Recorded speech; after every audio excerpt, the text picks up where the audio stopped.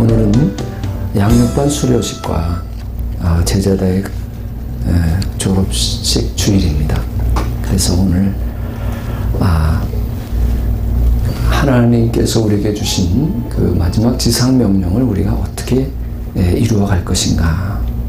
지금 우리는 하나님의 명령을 따라 하나님의 목적을 이루어가고 있는지 한번 우리 자신을 돌아보는 그러한 기회가 되었으면 합니다. 그래서 영적인 제자 라는 제목을 가지고 함께 말씀을 나누도록 하겠습니다.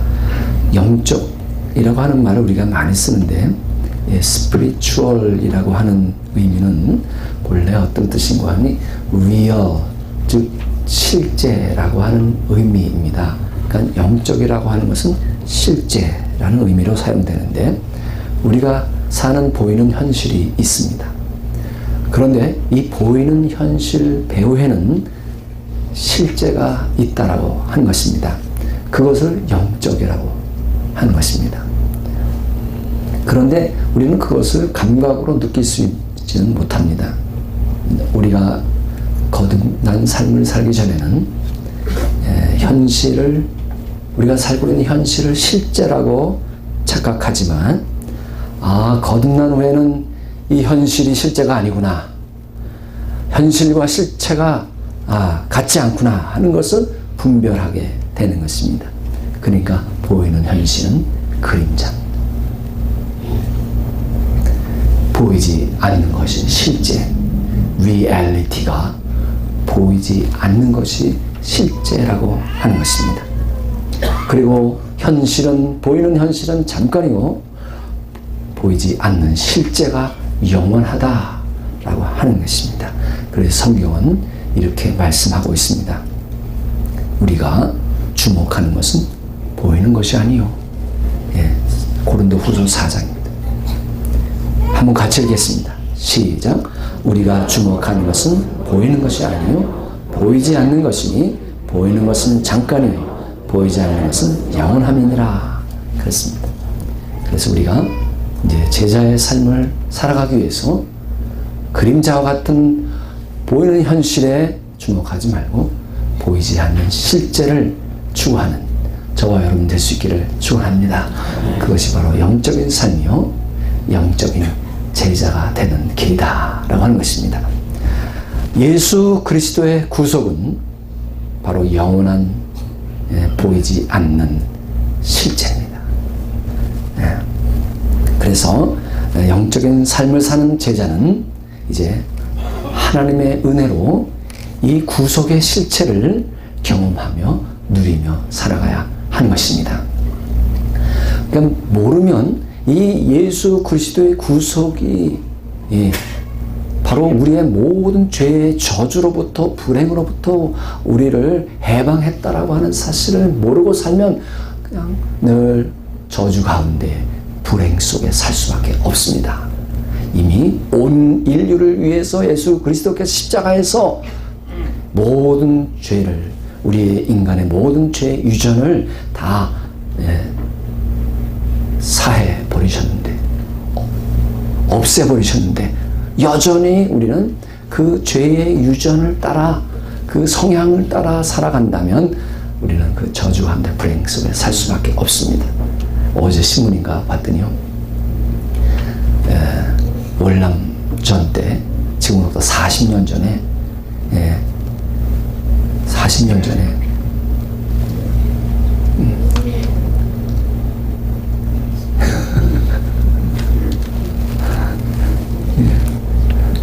설교가 어느 정도 진행된 다음에 주무시려고 그러시면 제가 그냥 지나가려고 그랬었는데, 시작했는데 여러분부터 그러시면 제가 스스로 실망이 됩니다. 그러니까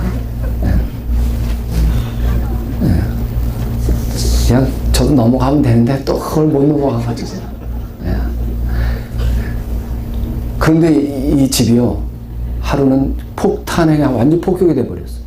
그래서 아내도 죽고 딸도 죽고, 그래서 이 남편이요, 1살 된 아들을 데리고 도망을 친 거예요. 어디로? 밀림 속으로. 밀림 속으로 들어가지고 40년을 밀림 속에서 살아서 아들하고 아버지하고 세상에 그러니까 그 토속옷밖에 모르고요. 그 아들 41살 된 아들은 41살 아들은 토속옷도 몇 개밖에 못해. 엄마 아빠하고 아들하고 무슨 얘기 했겠어요? 그 정글 속에서 그 나무 꼭대기에다 집 지고 살면서. 예. 마찬가지예요. 예수 그리스도께서 우리를 모든 죄의 저주로부터 우리를 해방하셨는데, 예? 그 죄로부터 발생되는 모든 불행으로부터 우리를, 예? 해방시켰는데 모르니까 누리지 못하는 거예요. 그저 여전히 불행 가운데 저주 가운데 살아가고 있는 겁니다. 그래서 이 사실을 알면 누리는 겁니다. 예. 그리고 그 저주 가운데서 불행 가운데서 벗어나 하나님의 행복으로 살아가게 되는 것입니다. 오늘 본문 24절 한번 같이 읽습니다. 같이 읽습니다. 시작. 누구든지 나를 따라오려거든 자기를 부인하고 자가 십자가를 지고 나를 따를 것이니라. 여러분, 제자가 되는 것과 구원을 받는 것은 차이가 있습니다. 제자가 되는 것은 하나님께 가치 있는 존재가 된다라고 하는 것입니다. 그런데 사람들은요, 하나님 앞에서 가치 있는 삶을 살기보다는 그저 구원받아서 천국 가면 됐지 무슨 더 필요한 게 있냐, 그렇게 생각을 합니다. 여러분, 그러나 구원도 전적으로 하나님께서 하시는 일이다. 사람을 구원하는 것은요, 사실 사람의 믿음 때문에, 그 사람의 믿음 때문에 구원하시는 게 아니라 구원도 하나님의 선물인 것입니다. 예. 그래서 십자가로 말미암아 모든 인류의 죄를 구속하시고, 그래서 그 구원의 기반을 삼으신 것입니다. 예. 이제 그래서 구속받은 인간이, 구속받은 사람이 이제 예수님을 영접하게 되면, 예, 성령께서 역사하셔서 우리로 거듭나게 하시고 영생을 얻게 하시고 하나님의 자녀가 되게 하시며 성령께서 또 우리 안에 거하시게 되는 것입니다.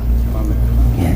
그래서 하나님께서는 온 인류를 십자가로 독생자를 통해서 구속하셔서 온 인류가 죄의 저주로부터 벗어나서 구원받아 하나님의 행복으로 행복하게 사시는 것을 원하십니다. 그 구속의 완성을 위해서 오늘 저와 여러분을 하나님께서 부르고 계신다라고 하는 것입니다. 이제 하나님은 이 구속의 역사로 온 인류를 바르게 하시고 회복하기를 원하시는데, 그래서 십자가가 바로 하나님의 마지막 대안이요, 우리 인류를 향한 사랑의 메시지임을 우리가 기억해야 하는 것입니다. 그래서 십자가로 이제 십자가로 말미암아 하나님께서는 이 세상 모든 우상을 심판하셨습니다. 그리고 십자가로 죄는 끊겼습니다. 십자가로 모든 교만도 다 죽었습니다. 십자가로 모든 정욕은 얼어붙었습니다.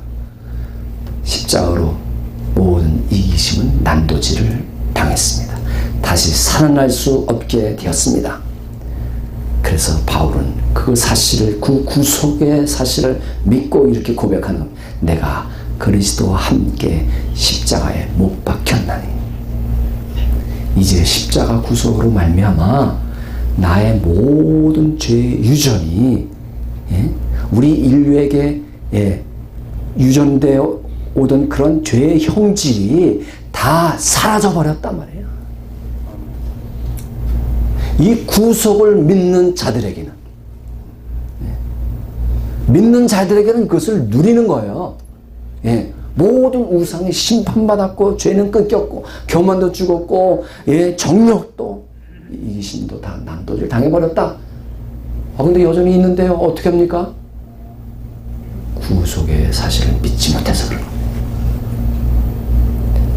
예, 이미 하나님께서는 예수 그리스도 십자가를 통해서 이런 모든 죄의 유전을 말끔히 씻어 버렸단 말이에요.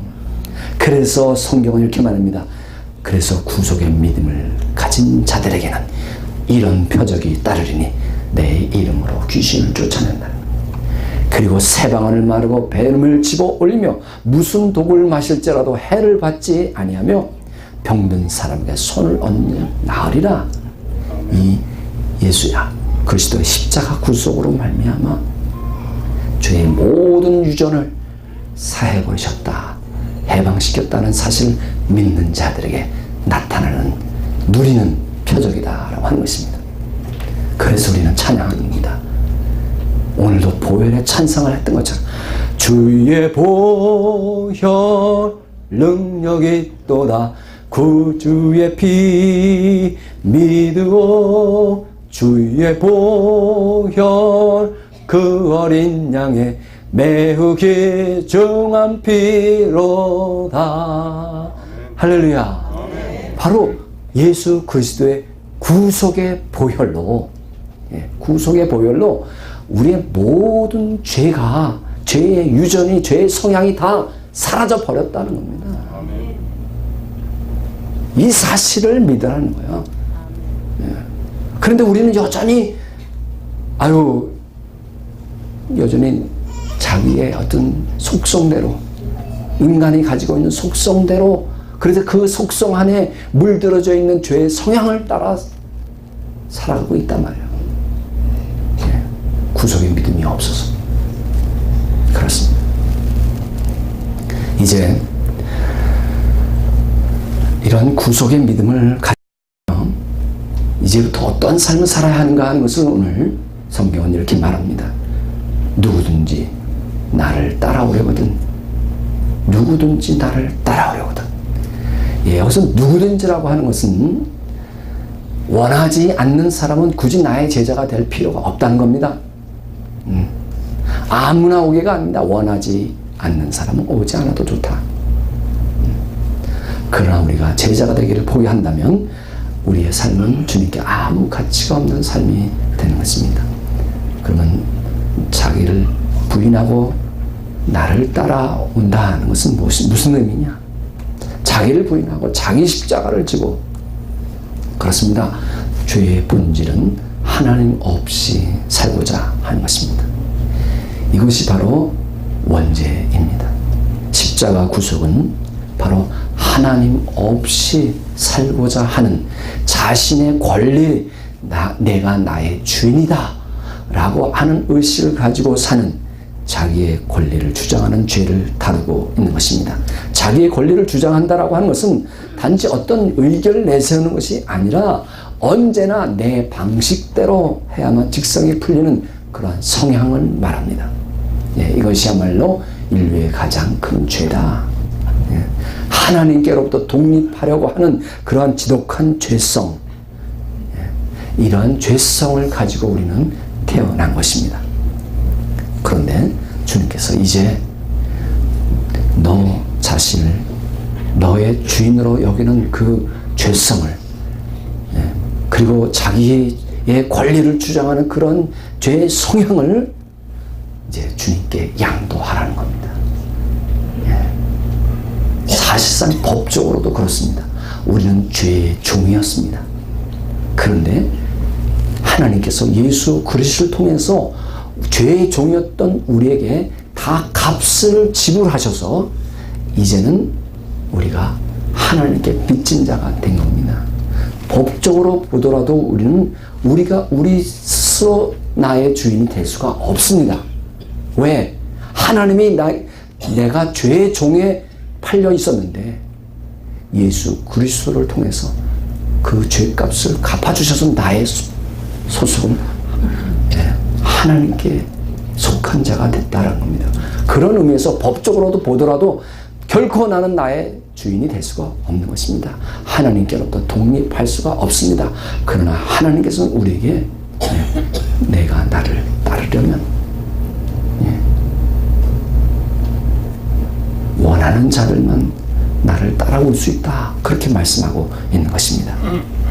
그래서 성경은 이렇게 말씀합니다. 로마서 12장 한번 같이 읽습니다. 시작. 그러므로 12장 1절 시작. 그러므로 형제들아 내가 하나님의 모든 자비하심으로 너희를 권하노니 너희 몸을 하나님이 기뻐하시는 거룩한 산제물로 드리라. 이는 너희가 드릴 영적 예배니라. 우리의 몸을 희생제물로 산제물로 드리라고 하는 것입니다. 그런데 하나님께서 우리에게 우리의 삶을 이렇게 영적인 삶 희생제물로 드리라고 하는 것은, 포기하라고 하는 것은 포기를 위해서 포기하라고 하는 것이 아니라, 하나님께서 우리에게 최선의 것을 주셨는데 그 최선의 것을 우리가 자발적으로 주님께 드릴 때에 하나님께서는 그 최선을 받으시고 하나님께서로 삼으시고 또한 우리의 것으로 삼으신다라고 하는 사실입니다.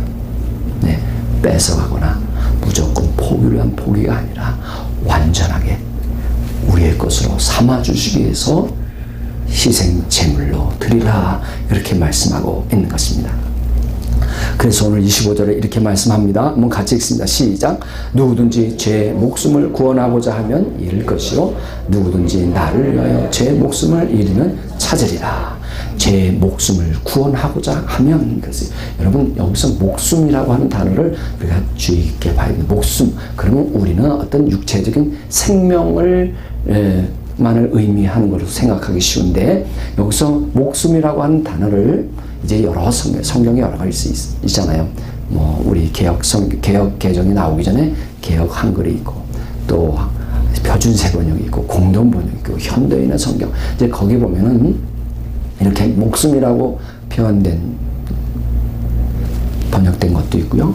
그리고 영혼이라고 하는 표현된 분들과, 영혼, 누군지 제 영혼을 구원하고자 하면 이렇게 표현된 데 있고요. 또 영어 성경에도 보면은요, life라고 된 성경이 있고, 또 어떤 성경은 soul이라고 표현된 그런 성경들이 있습니다.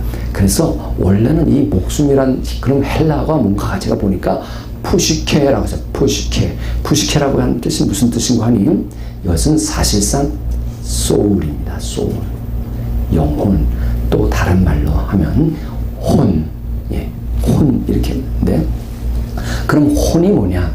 우리가 영혼이라는 말을 쓰기도 하고요, 또는 혼 또는 영 이렇게 쓰는데, 그것이 이렇게 따로 세퍼레이트 될 수는 없지만, 이 혼이라고 하는 것은 뭐냐면요, 우리 안에 각 사람마다 personal spirit이 있습니다. 우리에게 영이 있어요.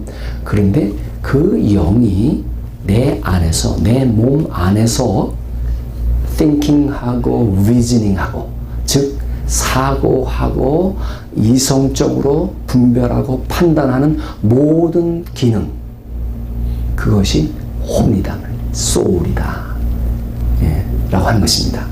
그러니까 내 영이 내 안에 지금 있다라고 하는 것이 과연 어떻게 증명되느냐?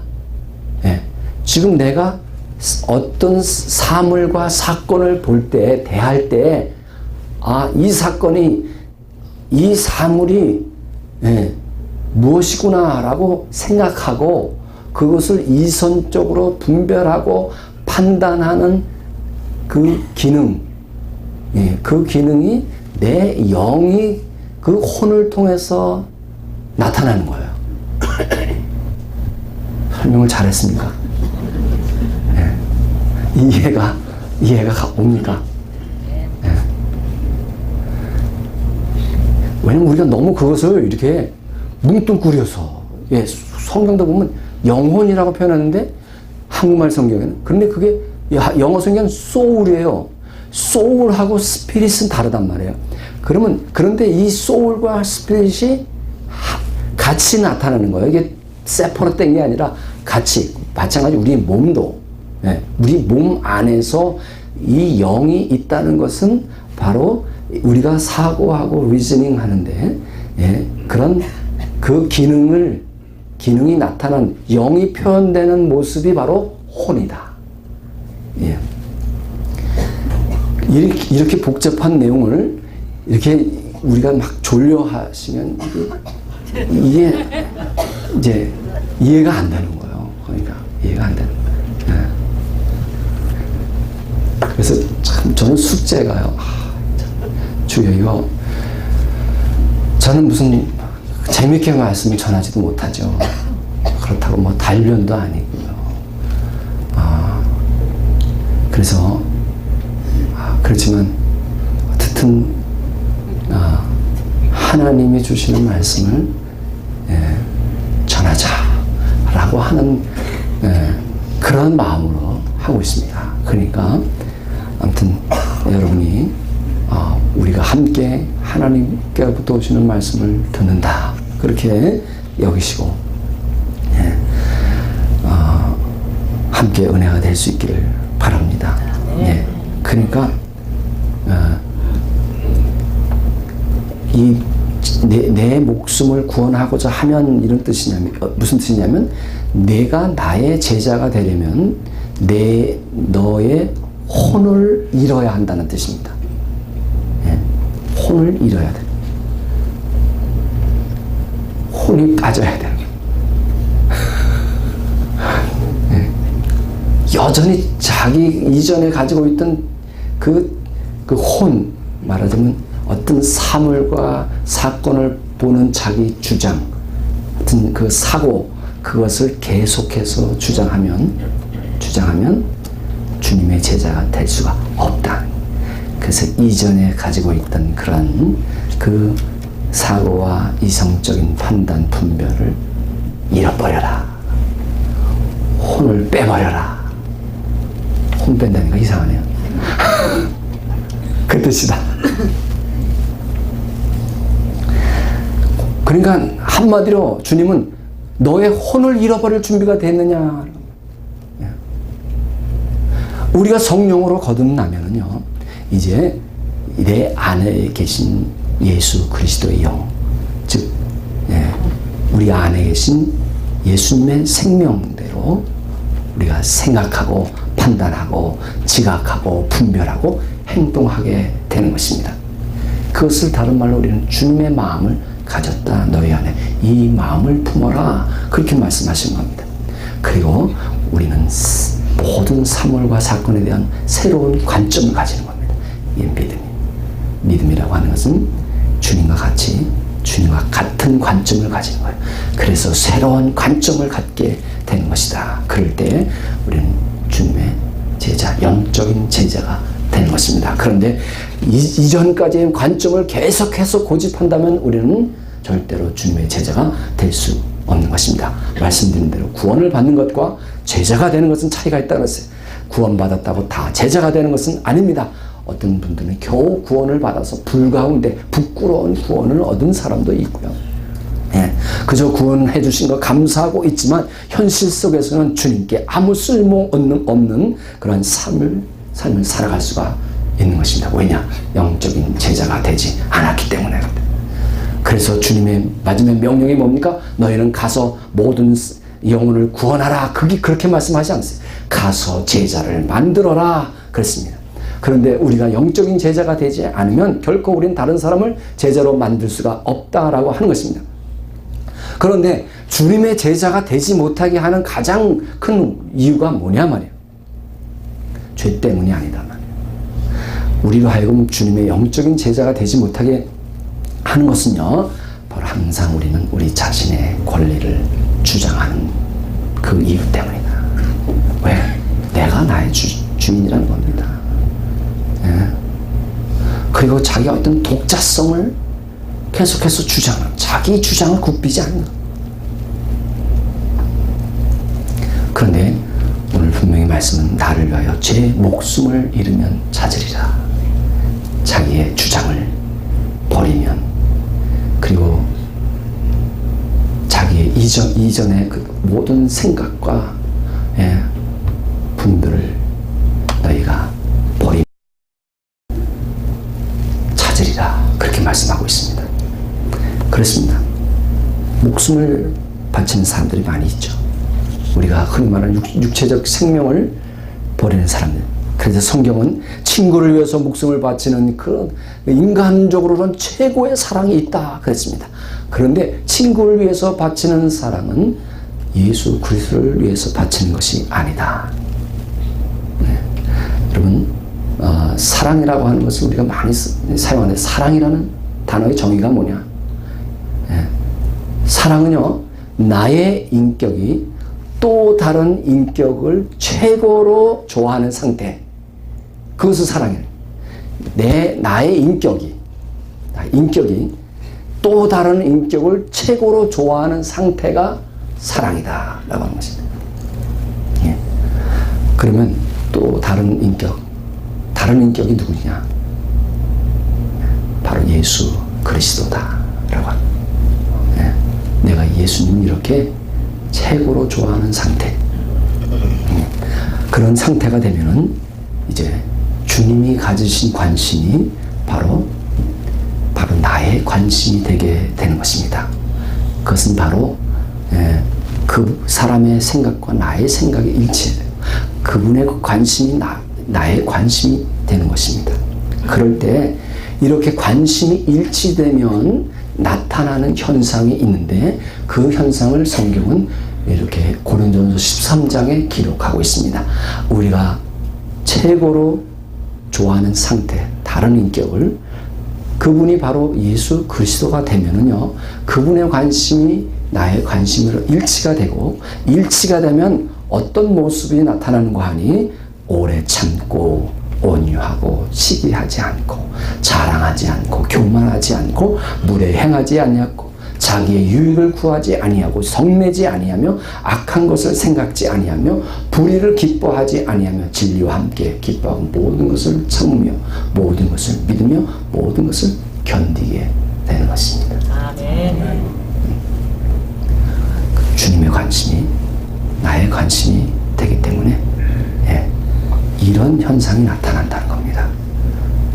그런데 참 이상한 것은 주님은요, 이상한 사람들에게 관심을 가지고 계세요.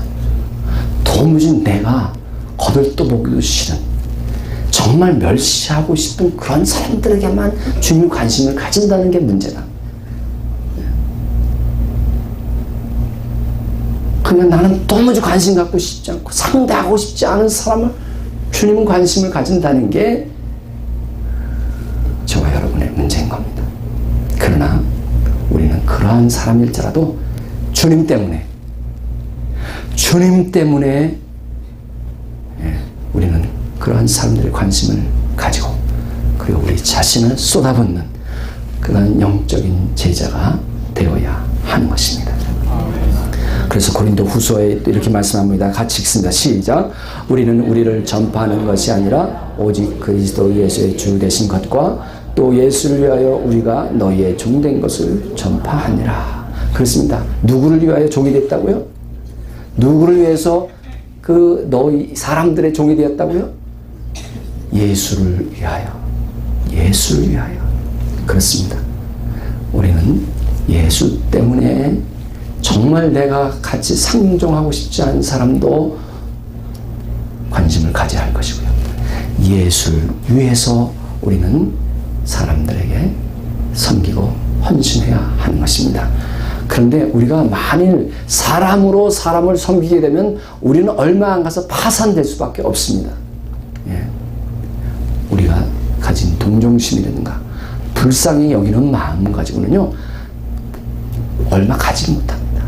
그러나 우리가 정말 예수 그리스도께 헌신하고 그분께만 관심을 가진다면 우리는 예수님처럼 다른 사람을 위해서 모든 것을 다 소비할 수 있는 그런 사랑을 가지게 될 줄로 믿습니다. 예수님께서는 요한복음 10장 30절에 마지막으로 이렇게 말씀합니다. 나와 아버지는 하나이니라. 그렇습니다. 예수님은 이렇게 하나님 아버지의 목적이 예수님의 목적이요, 그분의 관심이 예수님의 관심이 되었습니다. 정체성을 잃지 않으면서, 자신의 정체성을 잃지 않으면서, 마찬가지로 우리가 하나님께 주님 앞에 다 내려놓는다고 하지만 그러나 우리의 정체성을 잃지 않으면서 하나님 아버지와 하나가 되는 것. 주님은 아버지의 뜻이 자기의 뜻이 되었습니다. 그리고 그 뜻을 이루는 삶을 살았습니다. 그렇습니다. 우리가 구원을 받았어도 나 자신의 유익만을 위해서 사는 삶이 될 수도 있고요. 아니면 우리의 육체를 통해서, 우리의 몸을 통해서 예수 그리스도를 나타내는 삶을 살 수도 있습니다. 이런 영적 이기심을 가지고 살 것이냐, 아니면 내 몸을 하나님께 희생제물로 드리는 영적인 삶을, 제자의 삶을 살 것인가. 오늘 주님은 우리에게 이러한 영적인 제자들로 준비되기를 원하십니다.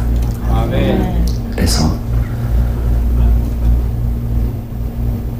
하나님께서 예수 그리스도의 구속을 통해서 이루신 그 구속의 은혜를 저와 여러분을 통해서 온 인류에게 완성시켜 나가기를 원하시는 것입니다. 구속이 내가 구원받았다고 다 완성된 것이 아니라 하나님은 독생자 예수 그리스도를 십자가에서 희생시킴으로 온 인류가 구속되고 온 인류가 죄의 좌절로부터 그리고 불행으로부터 회복되고 행복해지기를 원하십니다.